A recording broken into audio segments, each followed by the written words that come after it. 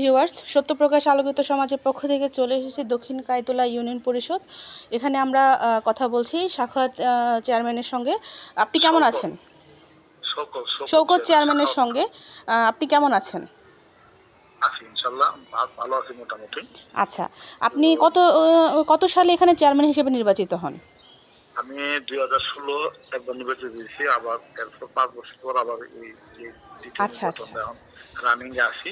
আচ্ছা, এই যে আপনি জনগণের সেবা করতে পারছেন সেজন্য আপনাকে অসংখ্য ধন্যবাদ জানাচ্ছি। আমি জানতে চাচ্ছি যে আপনার ইউনিয়নকে মাদক মুক্ত রাখার জন্য আপনি কি করে যাচ্ছেন?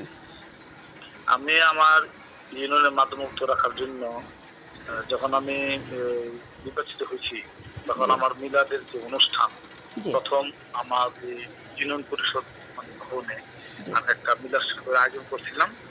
বিশাল জমায়েত হয়েছিল। তখনই আমি নতুন চেয়ারম্যান হয়েছি। চোর ডাকাত মাদক আমি প্রথম বক্তব্য রাখছি যে আমি এই ব্যাপারে আমি জিরো টলারেন্সে থাকবো এবং ইনশাল্লাহ আমি জিরো টলারেন্সে ছিলাম এবং মাদক মুক্তই ছিল। আমার যেন মাদক ধরনের চুরিদারি করে টোকায় কিছু না কিছু ব্যাপার করছেই, এই কথাটা বলবো না। তবে আমার এলাকাটা, আমার ইউনিয়নটা মাদক মুক্তই ছিল।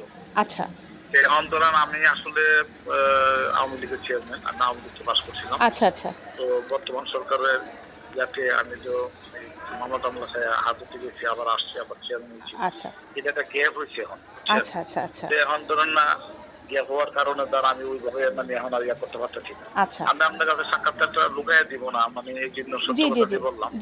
এখনো আমি জিরো টলারেন্স আছি। আমার তরফ থেকে কোনো মাদক, আমি নিজেও আমার স্টুডেন্টদের থেকে কোনো সিগারেট আমি খাই না। আচ্ছা, আমি এমন ইনশাআল্লাহ মাদক মুক্ত, আমি সিগারেটও খাই না। অসংখ্য ধন্যবাদ জানাচ্ছি শওকত ভাই আপনাকে। আমি আপনার কাছে একটু জানতে চাচ্ছি যে বাল্য বিবাহটাকে কিভাবে আপনি ট্যাকেল দিচ্ছেন? আসলে বাল্য বিবাহটা আমি কোনো সময় পছন্দ করি না। আমি ব্যক্তিগতভাবে এটা পছন্দ করি না যে মেয়েরা ছোট সময় বিয়ে দেওয়ার জন্য আসলে মা বাবারা অনেক আদর করে একটা মেয়ে পালে। সে যদি পরিমিত বয়স না, উপযুক্ত বয়স ম্যাচুরিটি না আসে, তারপর তাকে বিয়ে দিলে সে তার শ্বশুর বাড়ি যাওয়ার পর যে মানসিক শারীরিক ভাবে যে একটা ক্ষতিগ্রস্ত হয় এবং সেগুলি ট্যাকেল দিতে পারে না। এই জন্য এটা আমার একটা কি বলবো, সহানুভূতি, আমাদের সিম্পেথি প্রত্যেকটা মেয়ের প্রতি থাকা উচিত যে বাল্য বিবাহ না হয়। আমরা সবসময় কঠোর অবস্থানে ছিলাম। আমি অন্তত আমার পরিষদ নিয়ে আমি কঠোর অবস্থানে ছিলাম যে বাল্য বিবাহ যাতে না হয়। ধরুন যে নিম্ন মধ্যবিত্ত কতগুলো ফ্যামিলি থাকে যারা তারা লাভের জন্য তারা লুকায় ফাঁকায় আত্মীয় স্বজন এভাবে হয়েছে, কিন্তু আমি আমার ইয়া ছিলাম। জি, আপনাকে অসংখ্য ধন্যবাদ জানাচ্ছি যে এই দুইটাই কিন্তু আমাদের দেশের জন্য একটা বেধি স্বরূপ, মাদক আর বাল্যবিবাহ।